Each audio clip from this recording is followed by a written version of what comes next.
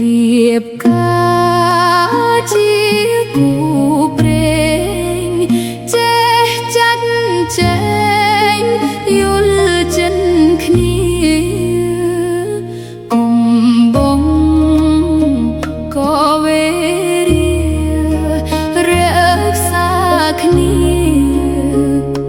ហើយកុំវាសនាជួបជាភពសំណាងកុំកោងកាងជួយបំណងមេត្តាចិត្តប្អូនបងចេះថ្នាក់ថ្នមក្តីសង្ឃឹមផ្ទៃប្រពន្ធចេះអត់ធ្មត់